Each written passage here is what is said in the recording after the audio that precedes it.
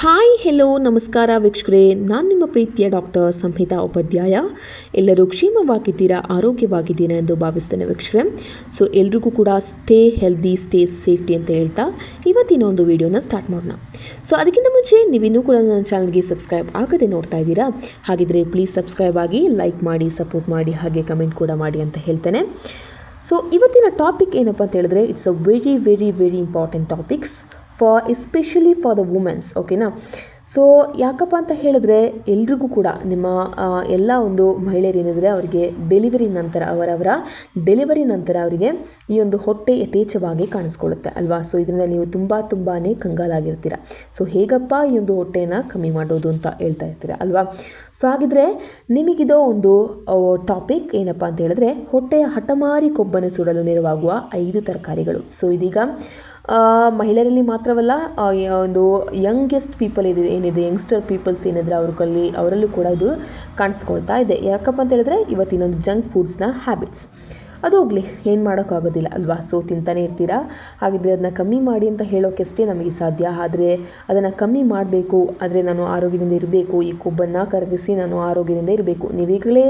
ಈಗಾಗಲೇ ನೀವು ತುಂಬ ಒಂದು ನ್ಯೂಸ್ ಚಾನಲಲ್ಲಿ ಆಗಿರ್ಬೋದು ಅಥವಾ ತುಂಬ ಅಕ್ಕಪಕ್ಕದಲ್ಲೇ ಆಗಿರ್ಬೋದು ಯಾವ ಒಂದು ಕಾಯಿಲೆನ ಕೇಳ್ತಿದ್ದೀರಾ ಅಂತ ಏನಪ್ಪ ಅಂತ ಹೇಳಿದ್ರೆ, ಹಾರ್ಟ್ ಅಟ್ಯಾಕ್ ಅಲ್ವಾ.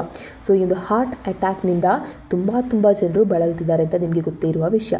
ಈಗಾಗಲೇ ನಾವು ತುಂಬ ನ್ಯೂಸ್ ಚಾನೆಲ್ಗಳಲ್ಲೂ ನೋಡ್ತಾ ಇರ್ತೇವೆ. ಸೊ ಈ ಒಂದು ಈಗಷ್ಟೇ ಮದುವೆಯಾದ ವರ ಅಥವಾ ಈಗಷ್ಟೇ ತನ್ನ ಒಂದು ಪತ್ನಿಯ ಸೀಮಂತವನ್ನು ಮಾಡಬೇಕಾಗಿದ್ದ ಒಂದು ಗಂಡ ಆಗಲೇ ಈ ಒಂದು ಹಾರ್ಟ್ ಅಟ್ಯಾಕ್ನಿಂದ ಅಥವಾ ಈ ಒಂದು ಹೃದಯಾಘಾತದಿಂದ ಸಾಯ್ತಾ ಇದ್ದಾರೆ ಅಲ್ವಾ. ಸೊ ಇದಕ್ಕೆಲ್ಲ ಏನು ಕಾರಣ? ಕೊಬ್ಬು ಯಥೇಚ್ಛವಾಗಿರುವ ನಿಮ್ಮ ದೇಹದಲ್ಲಿ ಯಥೇಚ್ಛವಾಗಿ ಕಾಣಿಸ್ಕೊಳ್ಳುವಂಥ ಕೊಬ್ಬು. ಸೊ ಇದರಿಂದ ನೀವು ನಿಮ್ಮ ದೇಹವನ್ನು ರಕ್ಷಿಸಿಕೊಳ್ಳಲೇಬೇಕು ಅಂತ ಹೇಳಿದ್ರೆ, ನೀವು ನಿಮ್ಮ ಫುಡ್ ಹ್ಯಾಬಿಟ್ಸಲ್ಲಿ ಹಾಗೂ ವ್ಯಾಯಾಮದಿಂದ ಮಾತ್ರ ಸಾಧ್ಯ. ಹಾಗಾಗಿ ನೀವು ನಿಮ್ಮ ಫುಡ್ ಹ್ಯಾಬಿಟ್ಸಲ್ಲಿ ನೀವು ಚೇಂಜಸ್ ತರಲೇಬೇಕು ಅಂತ ನಾನು ಹೇಳ್ತೇನೆ. ಸೊ ಈಗಾಗಲೇ 30+ ಆಗಿರೋಕ್ಕಿಲ್ಲ, ನಿಮ್ಗೆ ಯಾಕೆ ಈಗಾಗಲೇ ಈ ಒಂದು ಹಾರ್ಟ್ ಅಟ್ಯಾಕ್ ಬರ್ತಾ ಇದೆ ಅಂತ ಹೇಳಿದ್ರೆ, ನಿಮ್ಮ ಒಂದು ಫುಡ್ ಹ್ಯಾಬಿಟ್ಸ್ ಬಿಟ್ಟು ಬೇರೆ ಯಾವುದೂ ಅಲ್ಲ ಅಂತ ನಾನು ಹೇಳ್ತೇನೆ. ಓಕೆನಾ? ಸೊ ಈ ಒಂದು ಟೈಮಿಂಗ್ಸ್ ಇಲ್ಲ ನಿಮ್ಮ ಫುಡ್ಗೆ ಆಗಿರಲಿ, ನಿಮ್ಮ ನಿದ್ದೆಗೆ ಆಗಿರಲಿ. ಈಗಾಗಲೇ ಮಲಗ್ತೀರಾ, ಮೊಬೈಲ್ನ ನೋಡ್ಕೊಂಡು 2 to 3 ಈ ಒಂದು 3 ಗಂಟೆಗೆ ಮಲಗೋರಿದ್ದೀರಾ ಅಲ್ವಾ. ಸೊ ನಿಮಗೆಲ್ರಿಗೂ ಗೊತ್ತೇ ಇದೆ, ನೀವು ಯೋಚನೆ ಮಾಡ್ತಾ ಇದ್ದೀರಾ, ನೀವು ಅಂತಹ ಒಂದು ವ್ಯಕ್ತಿಗಳಾಗಿದ್ದರೆ ನೀವು ಯೋಚನೆ ಮಾಡ್ತಾ ಇರ್ತೀರಾ. ಸೊ 3 ಗಂಟೆಗೆ ಮಲಗ್ತೀರಾ, ಹಾಗೆ ಮಧ್ಯಾಹ್ನ 12-1 ಗಂಟೆಗೆ ಏಳುವರಾಗಿರ್ತೀರಾ. ಇದು ಕರೆಕ್ಟ್ ಟೈಮಿಂಗ್ಸಾ? ಖಂಡಿತವಾಗಲೂ ಅಲ್ಲ. ನೀವು ನಿಮ್ಮ ಟೈಮಿಂಗ್ಸನ್ನು ನೀವು ಮೇಂಟೈನ್ ಮಾಡ್ಕೊಳ್ಳೇಬೇಕು ಅಂತ ನಾನು ಹೇಳ್ತೇನೆ. ಸೊ ಕರೆಕ್ಟಾಗಿ ನೀವು ಹಾಗಂತ ಹೇಳಿ ನೀವು 8 ಗಂಟೆಗೆ ಮಲ್ಕೊಳ್ಳಿ ಅಂತ ನಾನು ಹೇಳ್ತಾ ಇಲ್ಲ. ಸೊ 9 ಗಂಟೆಗೆ ಒಂದು ಮಲಗಿ ಅಥವಾ 10 ಗಂಟೆಗೆ ಮಲಗಿ, ಬೇಗನೆ ಎದ್ದೇಳಿ, 5 ಗಂಟೆಗೆ 6 ಗಂಟೆಗೆ ಎದ್ದೇಳಿ, ನಿಮ್ಮ ಒಂದು ದೈನಂದಿನ ಚಟುವಟಿಕೆಗಳನ್ನ ಮಾಡಿ, ಹಾಗೆ ಸ್ವಲ್ಪ ವ್ಯಾಯಾಮವನ್ನು ಒಂದು ಅರ್ಧ ಗಂಟೆ, half an hour, just for half minutes ಅಂದರೆ ಒಂದು ಹಾಫ್ ಎನ್ ಅವರ್ಸ್ ನೀವು ಈ ಒಂದು ವರ್ಕೌಟನ್ನು ಮಾಡ್ಕೊಳ್ಳಿ. ಹಾಗೆ ನಿಮ್ಮ ಒಂದು ಫುಡ್ ಹ್ಯಾಬಿಟ್ಸಲ್ಲಿ ತರಕಾರಿ ಮತ್ತು ವೆಜಿಟೇಬಲ್ಸ್ನ ನೀವು ಯಥೇಚ್ಛವಾಗಿ ತಿನ್ನಿ. ಫೈಬರ್ಸ್, ಪ್ರೋಟೀನ್ ಏನಿದೆ ಇದನ್ನು ಯಥೇಚ್ಛವಾಗಿ ಸ್ವೀಕರಿಸಿ. ಅಥವಾ ಹೊರಗಿನ ಫುಡ್ಡನ್ನು ತಿನ್ನಬೇಡಿ ಅಂತ ನಾನು ಈಗಲೂ ಕೂಡ ಹೇಳ್ತಾ ಇಲ್ಲ. ಸೊ ಯಾಕಂತ ಹೇಳಿದ್ರೆ, ನಮ್ಮ ಈ ಒಂದು ಫುಡ್ಸ್ ಇರೋದೇ ನಮಗೆ ತಿನ್ನಲಿಕ್ಕೋಸ್ಕರ, ಟೇಸ್ಟಿಂಗೋಸ್ಕರ ಅಲ್ವಾ. ಸೊ ಹಾಗಾಗಿ ನೀವು ಅದನ್ನೇ ಜೀವನ ಮಾಡದೆ ಈ ಒಂದು ಫುಡ್ಸನ್ನು ಕೂಡ ಹ್ಯಾಬಿಟ್ಸ್ ಮಾಡ್ಕೊಳ್ಳಿ ಅಂತ ಹೇಳ್ತೇನೆ. ಸೊ ನಿಮಗೆ ಗೊತ್ತೇ ಇದೆ, ಈ ಒಂದು ಹೃದಯಾಘಾತ ಒಂದು ದೊಡ್ಡ ಕಾಯಿಲೆ ಆಗಿದೆ. ಟಕ್ ಅಂತ ಜನರು ಸಾಯ್ತಾ ಇದ್ದಾರೆ. ದಿನದಿಂದ ದಿನಕ್ಕೆ ಯಥೇಚ್ಛವಾಗಿ ಈ ಒಂದು ಹಾರ್ಟ್ ಅಟ್ಯಾಕ್ನಿಂದನೇ ಜನರು ಸಾಯ್ತಾ ಇರೋದಂಥದ್ದು, ಮರಣ ಹೊಂದುತ್ತಿರುವಂಥದ್ದು ಅಲ್ವಾ. ಸೊ ಈಗಾಗಲೇ ನಿಮಗೆಲ್ರಿಗೂ ಗೊತ್ತೇ ಇದೆ, ನೀವು ನ್ಯೂಸ್ ಚಾನಲಲ್ಲಿ ತುಂಬ ಸೆಲೆಬ್ರಿಟಿಗಳಾಗಿರಲಿ ಅಥವಾ ತುಂಬ ಸಾಮಾನ್ಯ ಮನುಷ್ಯರಿಗೆ ಈ ಒಂದು ಕಾಯಿಲೆ ಬರ್ತಾ ಇದೆ ಅಲ್ವಾ. ಸೊ ಸ್ವಲ್ಪ ಭಯಪಟ್ಟರೂ ಕೂಡ ನಿಮಗೆ ಹಾರ್ಟ್ ಅಟ್ಯಾಕ್ ಆಗುವಂಥ ಪರಿಸ್ಥಿತಿಯಲ್ಲಿ ಇರ್ತೀರಾ ನೀವು. ಹಾಗಿದ್ರೆ ನೀವೇ ಒಂದ್ಸಲ ಯೋಚನೆ ಮಾಡ್ಕೊಳ್ಳಿ, ಎಂತಹ ಪರಿಸ್ಥಿತಿನ ನೀವು ಇಂದಿನ ಕಾಲದಲ್ಲಿ ಎದುರಿಸ್ತಿದ್ದೀರಾ. ಹಾಗಿದ್ರೆ ಇದಕ್ಕಿರೋ ಉಪಾಯವೇನು, ಅದರ ಬಗ್ಗೆ ಈ ಒಂದು ವಿಡಿಯೋದಲ್ಲಿ ಮಾತಾಡ್ತೇನೆ. ಓಕೆನಾ? ಸೊ ವೀಕ್ಷಕರೇ, ನನ್ನ ನಂಬಿರುವಂತಹ ವೀಕ್ಷಕರಿಗೆ ನಾನು ಯಾವತ್ತೂ ಕೂಡ ಸುಳ್ಳು ಸುದ್ದಿಯನ್ನು ನಾನು ಇವತ್ತು ಕೂಡ ನಿಮಗೆ ತಿಳಿಸಲಿಲ್ಲ. ಏನಂತ ಅಂತ ಹೇಳಿದ್ರೆ, ನಾನು ಆ್ಯಸ್ ಅ ಪ್ರೊಫೆಷ್ನಲ್ ಡಾಕ್ಟರ್ಸ್ ನನಗೆ ಈ ಒಂದು ವಿಷಯಗಳ ಬಗ್ಗೆ ತುಂಬಾ ಕಟ್ಟುನಿಟ್ಟಾಗಿ ನೀವು ಈ ಒಂದು ಕ್ರಮವನ್ನು ಪಾಲಿಸಿದ್ದಲ್ಲಿ ನಿಮಗೆ ಖಂಡಿತವಾಗಲೂ ಈ ಒಂದು ಹಾರ್ಟ್ ಅಟ್ಯಾಕ್ ಆಗಿರಲಿ ಅಥವಾ ಫಟ್ ಅಂತ ಬರುವಂಥ ಕಾಯಿಲೆಗಳಿಂದ ನಿಮ್ಮ ದೇಹವನ್ನು ನಿಮಗೆ ಸಂರಕ್ಷಿಸ್ಕೊಳ್ಬೋದು. ಹಾಗಾಗಿ ಈ ಒಂದು ಹೊಟ್ಟೆಯ ಹಠಮಾರಿ ಕೊಬ್ಬು, ಈ ಒಂದು ಕೊಬ್ಬು ಯಾವಾಗ ಬೆಳೆಯುತ್ತೆ ನಿಮ್ಮ ದೇಹದಲ್ಲಿ, ನಿಮ್ಮ ಒಂದು ಎಲ್ಲ ಒಂದು ಆರೋಗ್ಯ ಚಟುವಟಿಕೆಗಳು ನಿಮ್ಮ ಒಂದು ಆರೋಗ್ಯ ಸ್ಥಿತಿಯಲ್ಲೂ ಬದಲಾವಣೆಗಳು ಬಂದೇ ಬರುತ್ತೆ. ಓಕೆನಾ. ಸೊ ಈ ಒಂದು ಕೊಬ್ಬನ್ನು ನೀವು ಫಸ್ಟ್ ಆಫ್ ಆಲ್ ಕರಗಿಸ್ಕೊಳ್ಬೇಕಾಗುತ್ತೆ. ಹಾಗಾಗಿ ನಿಮಗೆ ಈ ಒಂದು ಕೊಬ್ಬು ಬಂದರೆ ವೇರಿಕೋಸಿಸ್ ಬರುತ್ತೆ, ನಿಮ್ಮ ನರಗಳ ಸೆಳೆತ ಉಂಟಾಗುತ್ತೆ, ಹಾಗೆ ನರಗಳಲ್ಲಿ ಬ್ಲಡ್ ಸರ್ಕ್ಯುಲೇಷನ್ ಕಮ್ಮಿ ಆಗುತ್ತೆ, ಹಾಗಾಗಿ ಅಲ್ಲಿ ಕೊಬ್ಬು ಕೂಡ ಬೆಳೀತಾ ಬರುತ್ತೆ. ಹಾಗಾಗಿ ನಿಮ್ಮ ಒಂದು ಹಾರ್ಟಿಗೆ ಏನು ಈ ಒಂದು ರಕ್ತ ಪಂಪ್ ಆಗುತ್ತೆ ಅದು ಕೂಡ ಕಡಿಮೆ ದರದಲ್ಲಿ ಅಥವಾ ಹೆಚ್ಚಿನ ದರದಲ್ಲಿ ಹೋಗುತ್ತೆ, ಹಾಗೆ ಬ್ಲಾಕ್ ಆಗುತ್ತೆ. ಹಾಗಾಗಿ ನಿಮಗೆ ಹಾರ್ಟ್ ಅಟ್ಯಾಕ್ ಕೂಡ ಬರುತ್ತೆ. ಹಾಗಾಗಿ ಈ ಒಂದು ಹಾರ್ಟಲ್ಲಿ ಮಾತ್ರ ಈ ಒಂದು ಪಂಪಿಂಗ್ ಏನಿದೆ, ಬ್ಲಡ್ ಪಂಪಿಂಗ್ ಏನಿದೆ, ಇದು ನಿಂತು ಹೋದರೆ ಮಾತ್ರ ನಿಮಗೆ ಹಾರ್ಟ್ ಅಟ್ಯಾಕ್ ಆಗುತ್ತಾ? ಖಂಡಿತವಾಗ್ಲೂ ಇಲ್ಲ. ನಿಮ್ಮ ಕೈ ಕಾಲುಗಳಲ್ಲೂ ಎಲ್ಲಾದರೂ ಬ್ಲಡ್ ಕ್ಲಾಟ್ ಆದರೂ ಕೂಡ ನಿಮಗೆ ಈ ಒಂದು ಹಾರ್ಟ್ ಅಟ್ಯಾಕ್ ಆಗುವ ಸಾಧ್ಯತೆ ಕೂಡ ಇದೆ. ಹಾಗಾಗಿ ಈ ಒಂದು ಹೊಟ್ಟೆಯ ಹಠಮಾರಿ ಕೊಬ್ಬನ್ನು ಸುಡಲು ನೆರವಾಗುವ 5 ತರಕಾರಿಗಳ ಬಗ್ಗೆ ಈ ಒಂದು ವಿಡಿಯೋದಲ್ಲಿ ಮಾತಾಡ್ತೇನೆ. ಓಕೆನಾ. ಸೊ ಖಂಡಿತವಾಗ್ಲೂ ತುಂಬಾ ಎಳಿತಾ ಇದ್ದೀನಿ ಅಂತ ಅಂದ್ಕೊಳ್ತಾ ಇದ್ದೇನೆ. ಸೊ ಬೇಗನೆ ಹೇಳಿ ಮುಗಿಸ್ತೇನೆ. ಸೊ ಕೊಬ್ಬನ್ನು ಸುಡುವ ತರಕಾರಿಗಳು ಯಾವುದಪ್ಪ ಅಂತ ಹೇಳ್ತೇನೆ ಈ ಒಂದು ವಿಡಿಯೋದಲ್ಲಿ. ಸೊ ಮುಂಡುತನದ ಕೊಬ್ಬನ್ನು ತೊಡೆದು ಹಾಕಲು ಮತ್ತು ನೈಸರ್ಗಿಕವಾಗಿ ನಿಮ್ಮ ಫಿಟ್ನೆಸ್ ಗುರಿಗಳನ್ನು ಸಾಧಿಸಲು ಸಹಾಯ ಮಾಡುವ 5 ತರಕಾರಿಗಳನ್ನ ಈ ಒಂದು ವಿಡಿಯೋದಲ್ಲಿ ಹೇಳ್ತೇನೆ. ಸೊ ಫಸ್ಟ್ ಆಫ್ ಆಲ್ ನಾನು ಹೇಳಿದೆ ವೆಜಿಟೇಬಲ್ಸ್ ಆ್ಯಂಡ್ ಈ ಒಂದು ಸೊಪ್ಪು ಏನಿದೆ, ಸೊಪ್ಪುಗಳಿಗೂ ಕೂಡ ನೀವು ತುಂಬಾ ಇಂಪಾರ್ಟೆನ್ಸನ್ನು ಕೊಡಿ ಅಂತ. ಸೊ ಈ ಒಂದು ಸೊಪ್ಪು ನಿಮಗೆ ತುಂಬಾ ಹೆಲ್ಪ್ಫುಲ್. ನೀವು ನಿಮ್ಮ ದೈನಂದಿನ ಚಟುವಟಿಕೆಗಳು ಇದನ್ನು ಒಂದು ಭಾಗವಾಗಿ ಇಟ್ಟರೂ ಕೂಡ ತಪ್ಪೇನಿಲ್ಲ ಅಂತ ಹೇಳ್ತೇನೆ. ಸೊ ಫಸ್ಟ್ ಆಫ್ ಆಲ್ ಯಾವುದದು ಸೊಪ್ಪು ಅಂತ ಹೇಳ್ತೇನೆ, ಇದು ಖಂಡಿತವಾಗಲೂ ಪಾಲಕ್ ಸೊಪ್ಪು. ಓಕೆನಾ. ಸೊ ನಿಮಗೆ ಗೊತ್ತೇ ಇದೆ, ನಮ್ಮ ಕನ್ನಡಿಗರಿಗಂತೂ ನಮಗೆ ತುಂಬಾ ಈ ಒಂದು ಪಾಲಕ್ ಸೊಪ್ಪಲ್ಲಿ ತುಂಬ ವಿವಿಧ ವಿಧಗಳಾದ ತಿಂಡಿ ತಿನಿಸುಗಳನ್ನ ನಿಮಗೆ ಮಾಡಲಿಕ್ಕೆ ಗೊತ್ತೇ ಇದೆ ಮನೇಲಿ. ಹಾಗಾಗಿ ಮಾಡಿ ತಿನ್ನಿ ಅಂತ ಹೇಳ್ತೇನೆ. ಅದು ಯಾವ ರೀತಿಯಾದರೂ ಪರವಾಗಿಲ್ಲ, ಆದರೆ ಪಾಲಕ್ ಸೊಪ್ಪನ್ನು ಸೇವಿಸಿ. ಓಕೆನಾ. ಸೊ ಇದು ಕಡಿಮೆ ಕ್ಯಾಲೋರಿಗಳನ್ನು ಮತ್ತು ಫೈಬರ್, ಕಬ್ಬಿಣ ಮತ್ತು ಮೆಗ್ನೀಷಿಯಂನಲ್ಲಿ ಅಧಿಕವಾಗಿದ್ದು ಇದರ ಪೋಷಕಾಂಶಗಳು ಜೀರ್ಣಕ್ರಿಯೆಗೆ ಸಹಾಯ ಮಾಡುತ್ತೆ. ಓಕೆನಾ. ಸೊ ಪಾಲಕನ್ನು ಇನ್ಕ್ಲೂಡ್ ಮಾಡ್ಕೊಳ್ಳಿ ನಿಮ್ಮ ಒಂದು ದೈನಂದಿನ ಚಟುವಟಿಕೆಗಳಲ್ಲಿ, ನಿಮ್ಮ ಒಂದು ದೈನಂದಿನ ಆಹಾರದಲ್ಲಿ.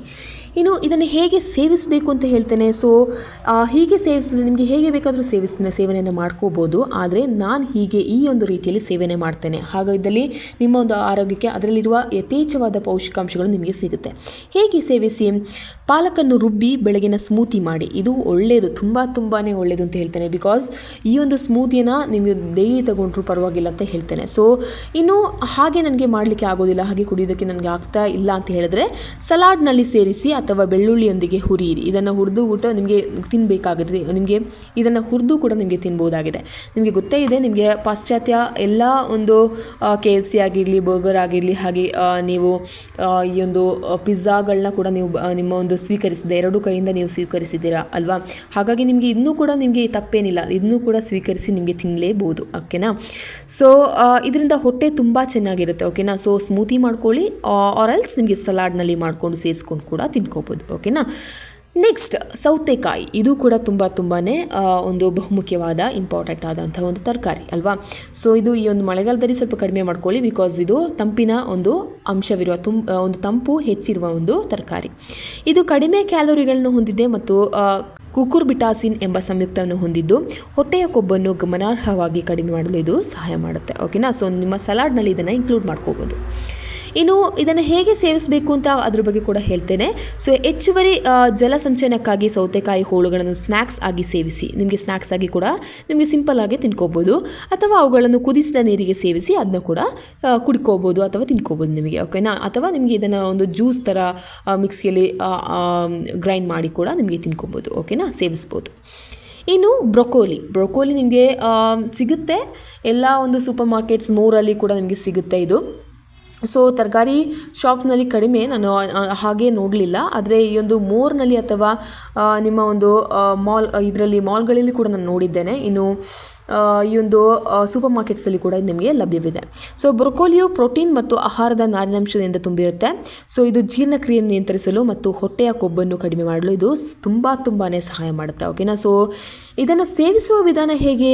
ಅದನ್ನು ಬ್ರೊಕೋಲಿಯನ್ನು ನಿಮ್ಮ ಈ ಒಂದು ನಿಂಬೆ ರಸದೊಂದಿಗೆ ಲಘುವಾಗಿ ಟಾಸ್ ಮಾಡಿ ಅಥವಾ ಹುರಿದು, ಅಂದರೆ ಜಸ್ಟ್ ಟಾಸ್ ಮಾಡ್ಕೊಳ್ಳಿ, ಪ್ಯಾನಲ್ಲಿ ಹಾಕಿ ಈ ಒಂದು ಸ್ಲೈಸ್ ಆಗಿ. ನಿಮಗೆ ಎಣ್ಣೆ ಇಲ್ಲದಿರಬೇಕು ಅಂದರೆ ಒಂದು 1 ಟೇಬಲ್ ಸ್ಪೂನ್ ಅಥವಾ 2 ಟೇಬಲ್ ಸ್ಪೂನ್ ಆಯಿಲನ್ನು ಹಾಕಿ ಅದರಲ್ಲಿ ಆ ಒಂದು ಬ್ರೊಕೋಲಿಯನ್ನು ಹಾಕಿ ಈ ಒಂದು ನಿಂಬೆ ಹುಳಿ ರಸ ಏನಿದೆ ಇದನ್ನ ಕೂಡ ಹಿಂಡಿ ಸ್ವಲ್ಪ ಉಪ್ಪನ್ನು ಹಾಕಿ ಟಾಸ್ ಮಾಡಿಕೊಂಡು ನಿಮಗೆ ತಿನ್ಬೋದು. ಇನ್ನು ಅಥವಾ ತಿನ್ಕೋಬೋದು ಅಥವಾ ಹುರಿದು ಕೂಡ ತಿನ್ಕೊಳ್ಳಿ. ನಿಮಗೆ ಹೀಗೆ ಆಗ್ತಿಲ್ಲ ಅಂದರೆ ಕೆಲವರಿಗೆ ಈ ಒಂದು ಆಹಾರ ಹಸಿಯಾಗಿ ತಿನ್ನೋದು ಇಷ್ಟವೇ ಆಗೋದಿಲ್ಲ. ಹಾಗಾದರೆ ಇದನ್ನು ಜಸ್ಟ್ ಫ್ರೈ ಮಾಡಿ ಕೂಡ ನಿಮಗೆ ತಿನ್ಕೋಬೋದು. ಇದೊಂದು ಆರೋಗ್ಯಕರ ಊಟದ ಆಯ್ಕೆಗಳಾಗಿ ನೀವು ಆನಂದಿಸ್ಬೋದಾಗಿದೆ. ಇನ್ನು ಬೆಲ್ ಪೆಪ್ಪರ್, ಇದನ್ನು ಕೂಡ ನಿಮ್ಮ ಒಂದು ಆಹಾರದಲ್ಲಿ ನಿಮಗೆ ಸೇರಿಸ್ಕೊಳ್ಬೋದಾಗಿದೆ. ಸೊ ಬೆಲ್ ಪೆಪ್ಪರ್ಗಳು ಕಡಿಮೆ ಕ್ಯಾಲೋರಿಗಳನ್ನು, ಹೆಚ್ಚಿನ ನೀರಿನ ಅಂಶವನ್ನು ಹೊಂದಿರುತ್ತೆ ಮತ್ತು ಅವುಗಳ ದಟ್ಟವಾದ ಪೋಷಕಾಂಶಗಳಿಂದಾಗಿ ಅನಗತ್ಯ ಕಡು ಬಯಕೆಗಳನ್ನು ನಿಗ್ರಹಿಸಲು ಇದು ಸಹಾಯ ಮಾಡುತ್ತೆ. ಇನ್ನು ಇದನ್ನ ಹೇಗೆ ಸೇವಿಸ್ಬೋದು? ಬೆಲ್ ಪೆಪ್ಪರನ್ನು ಸ್ಟಿರ್ ಫ್ರೈಸ್, ಆಮ್ಲೆಟ್ಗಳಲ್ಲಿ ಸೇರಿಸಿ ಅಥವಾ ತೃಪ್ತಿಕರವಾದ ತಿಂಡಿಯನ್ನಾಗಿ ಹಮ್ಮಸ್ನೊಂದಿಗೆ ಹಸಿಯಾಗಿ ತಿನ್ನಿರಿ. ಓಕೆನಾ? ಸೊ ನಿಮಗೆ ಹಸಿ ತಿನ್ನೋದು ಇನ್ನೂ ತುಂಬಾ ಒಳ್ಳೆಯದು. ಆದರೆ ಒಂದು ವಿಷಯ, ತುಂಬ ಚೆನ್ನಾಗಿ ಅದನ್ನು ಉಪ್ಪಿನಿಂದ ಅಥವಾ ಬಿಸಿ ನೀರಲ್ಲಿ, ಒಂದು ಉಗುರು ಬೆಚ್ಚಗಿನ ನೀರಿನಲ್ಲಿ ಸ್ವಲ್ಪ ಉಪ್ಪನ್ನು ಹಾಕಿ ತೊಳೆದು ತಿನ್ನಿ. ಓಕೆನಾ? ಸೊ ತುಂಬ ಅವರು ಸ್ಪ್ರೇಗಳನ್ನ ಮಾಡಿರ್ತಾರೆ, ಈ ಒಂದು ತರಕಾರಿ ತುಂಬ ದಿನ ಉಳಿಲಿ ಅಂತೇಳಿ ಸ್ಪ್ರೇಗಳನ್ನ ಮಾಡಿರ್ತಾರೆ. ನಿಮಗೆ ಡೌಟ್ ಇದ್ದರೆ ನಿಮಗೆ ಈ ಒಂದು ಆ್ಯಪಲ್ ಸಿಗುತ್ತೆ ಅಲ್ವಾ? ಸೊ ಈ ಒಂದು ಆ್ಯಪಲನ್ನು ಜಸ್ಟ್ ಒಂದು ನಿಮ್ಮ ಚಾಕು ಇರುತ್ತಲ್ಲ, ನೈಫ್, ಈ ಒಂದು ನೈಫಿಂದ ಜಸ್ಟ್ ಒಂದು ಸ್ವಲ್ಪ ಅದರ ಒಂದು ಆ್ಯಪಲ್ ಮೇಲೆ ಸ್ವಲ್ಪ ಉಜ್ಜಿ ನೋಡಿ, ಅಂದರೆ ಸ್ವಲ್ಪ ಅದನ್ನು ಸ್ಕ್ರಾಚ್ ಮಾಡಿ ನೋಡಿ. ಆಗ ನಿಮಗೆ ಗೊತ್ತಾಗುತ್ತೆ ಅದರಲ್ಲಿರುವ ಈ ಒಂದು ಮೇಣದ ಬತ್ತಿ ಬರುತ್ತೆ ಅಲ್ವಾ, ಹಾಗೆ ನಿಮಗೆ ಆ ಒಂದು ಕನ್ಸಿಸ್ಟೆನ್ಸಿ ಆದಂಥ ಮೇಣದ ಬತ್ತಿ, ನಿಮಗೆ ಮೇಣ ಥರ ಒಂದು ಹುಡಿ ಸಿಗುತ್ತೆ.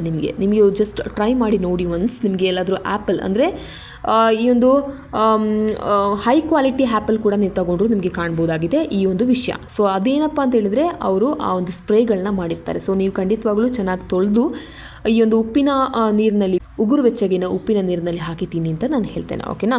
ಸೊ ಖಂಡಿತವಾಗ್ಲೂ ಹಸಿಯಾಗಿ ತಿನ್ನಿ, ಬಟ್ ಅದನ್ನು ಚೆನ್ನಾಗಿ ವಾಶ್ ಮಾಡಿ ತಿನ್ನಿ. ಓಕೆನಾ? ಸೊ ಇನ್ನು ಬೆಲ್ ಪೆಪ್ಪರ್ ಆಯಿತು. ಇನ್ನು ತುಂಬ ತರಕಾರಿಗಳಿವೆ. ಸೊ ಇದನ್ನೆಲ್ಲವೂ ಕೂಡ ನೀವು ಇನ್ಕ್ಲೂಡ್ ಮಾಡೋದು ನಿಮ್ಮಲ್ಲಿ ಒಳ್ಳೆಯದು ಅಂತಲೇ ಹೇಳ್ತೇನೆ. ಸೊ ಹಾಗಿದ್ದಲ್ಲಿ ತುಂಬ ಹೇಳ್ಕೊಂಡು ಹೋಗ್ತಾ ಇದ್ದೇನೆ ಅಂತ ಅಂದ್ಕೊಳ್ತಾ ಇದ್ದೇನೆ. ಸೊ ಬೇಗನೆ ಮುಗಿಸ್ತಾ ಇದ್ದೇನೆ ಈ ಒಂದು ವಿಡಿಯೋನ, ಬಿಕಾಸ್ ತುಂಬ ಹೇಳಿದ್ರು ನಿಮಗೂ ಕೂಡ ಇಷ್ಟವಾಗೋದಿಲ್ಲ ಅಲ್ವಾ? ಸೊ ಅದಕ್ಕಿಂತ ಮುಂಚೆ ನೀವು ಈ ಒಂದು ವಿಡಿಯೋನ ಸ್ಕಿಪ್ ಮಾಡಿರ್ತೀರ. ಸೊ ದ್ಯಾಟ್ ನಾನು ಬೇಗನೆ ಮುಗಿಸ್ತಾ ಇದ್ದೇನೆ. ಸೊ ಇದ್ರ ಬಗ್ಗೆ ಏನಾದರೂ ಇನ್ನೂ ಡೌಟ್ ಇದ್ದರೆ ನಿಮಗೆ ನನ್ನಲ್ಲಿ ಕೇಳ್ಕೊಬೋದು. ಹಾಗೆ ಯಥೇಚ್ಛವಾಗಿ ತರಕಾರಿಗಳನ್ನ ಸೇವಿಸಿ ಅಂತ ಹೇಳ್ತೇನೆ. ಓಕೆನಾ?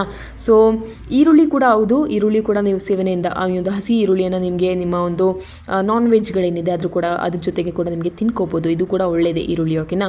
ಸೊ ನಿಮ್ಮ ರಕ್ತ ಸಂಚಲನೆಗೆ ತುಂಬಾ ಉಪಾಯಕಾರಿ ಈ ಒಂದು ಈರುಳ್ಳಿ. ಓಕೆನಾ? ಸೊ ಅದನ್ನು ಕೂಡ ನಿಮ್ಮ ಒಂದು ಹಸಿಯಾಗಿ ತಿನ್ನಿ. ಯಾವುದನ್ನು ಕೂಡ ಬೇಯಿಸಿ ತಿನ್ನೋದಕ್ಕಿಂತ ಮುಂಚೆ ನಿಮಗೆ ಈ ಒಂದು ಮಾಂಸಾದಿಗಳೇನಿದೆ, ನಾನ್ ವೆಜ್ ಏನಿದೆ, ಇದನ್ನ ಖಂಡಿತವಾಗ್ಲೂ ಹಸಿಯಾಗಿ ತಿನ್ನೋದಕ್ಕೆ ಹೋಗಬೇಡಿ. ಇದನ್ನ ಎಲ್ಲವನ್ನು ನೀವು ಬೇಯಿಸಿನೇ ತಿನ್ಕೊಳ್ಳಿ. ಆದರೆ ತರಕಾರಿಗಳನ್ನು ಹಸಿಯಾಗಿ ತಿಂದರೆ ತುಂಬಾ ಒಳ್ಳೆಯದು. ಓಕೆನಾ? ಸೊ ಇದ್ರ ಬಗ್ಗೆ ಏನಾದರೂ ಡೌಟ್ ಇದೆ ನಿಮಗೆ ಖಂಡಿತವಾಗ್ಲೂ ನನಗೆ ನನ್ನ ಒಂದು ಕಮೆಂಟ್ ಬಾಕ್ಸ್ನಲ್ಲಿ, ನನ್ನ ಒಂದು ಕಮೆಂಟ್ ಸೆಕ್ಷನಲ್ಲಿ ನಿಮಗೆ ಕಮೆಂಟ್ ಮಾಡಿ ತಿಳಿಸ್ಬೋದು ಅಂತ ಹೇಳ್ತಾ ಈ ಒಂದು ವಿಡಿಯೋನಲ್ಲಿ ಸ್ಟಾಪ್ ಮಾಡ್ತೇನೆ. Until then see you, it's me doctor Samhita Upadhyaya. ಧನ್ಯವಾದಗಳು. Thank you.